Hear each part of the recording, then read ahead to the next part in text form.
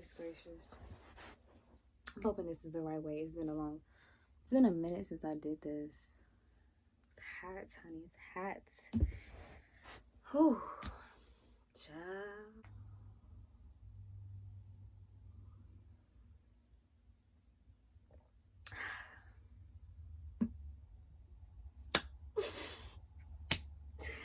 Oh my goodness. Okay.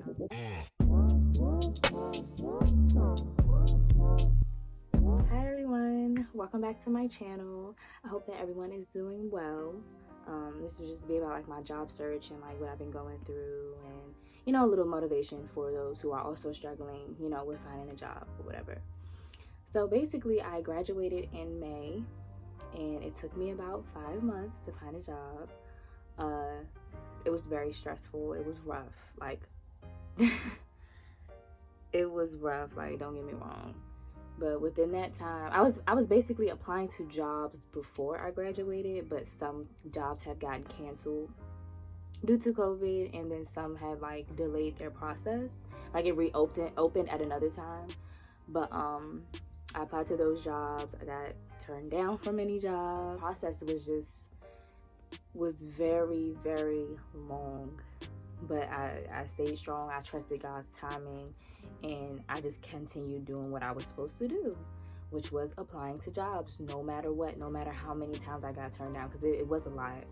But I was applying to jobs in my field and outside of my field that I had experience in, on the business, like business administration, things of that nature.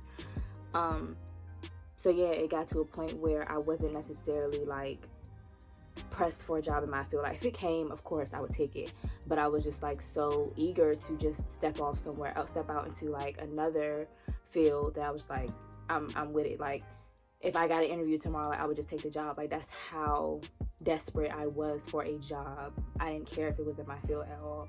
So fast forward to last month, I had gotten my first interview September of last month.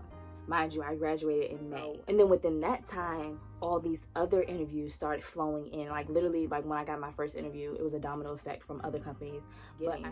But the crazy thing is that like all throughout the summer, like I wrote goals for myself, that I wanted to achieve within that month. Whether it was saving money, whether it was finding a job, working out, reading, whatever I wanted to, have a goal for. So basically for September, I have a calendar, write down the dates, whatever I have to do on each day, and the second column is all my goals. So for this month, I had put find a job, listed other goals I had or whatever. Then at the end, to lift up my spirits a little bit, I had wrote, "You will find a job," with a smiley face. Like, because that was my main thing. That's what I was most stressed about. Like, why am I not working? I have a whole degree.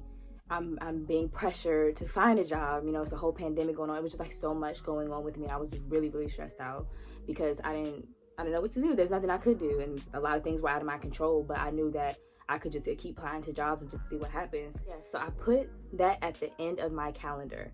Not intentionally, like I'm gonna find a job on this day, just because I ran out of space, and I'm like, oh, this is a blank space. Why not write it again? Yeah. So much power in writing things down, and writing it twice at that.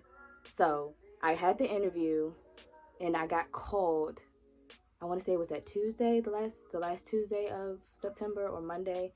I got called that last week of September, and they said, would I like to accept the job? I can't even describe the feeling. Like it was just so amazing, and I can't believe that I'm constantly manifesting these things. And I'm just here to tell you, like, it's so much power in the tongue, what you say, what you write. It has to be repetitive.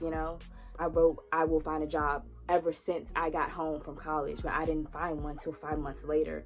But you always got to be patient with the timing too. And it's just like I manifested all of the good things that has happened to me this year. Not that this year was horrible. I'm not going to say that it was, because I feel like it was a blessing in disguise for me. It was a blessing in disguise. So I manifested the house that I live in, manifested graduating with honors, and I manifested finding a job, whether it was although it was not in my field, it's still something. And I'm grateful for the process and the journey and what I went through to get to this point, you know, because I was just like, okay, I'm filling out all these job applications. Why isn't anybody reaching out to me? Why do they keep saying I'm getting turned down? Like, is it my cover letter? Is it my resume? Like, it was just so many different things, like different factors. Like, what is it that I'm doing wrong? So I'm just here to tell you, if you are currently a college graduate struggling to find a job, keep going. It's easier said than done, but keep going. Trust God's timing. Trust that if you don't get that job, there's a reason that you didn't get it, and that there is more to come. Just keep going. He's trying to show you something that you don't know about yourself. You'll understand why it took you this long later on.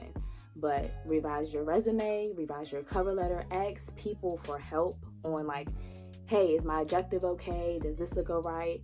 Get on LinkedIn, Indeed, upload your resume, stay on top of everything, connect with people in your field. Connect with people in your field on LinkedIn. That's a very, very good reference.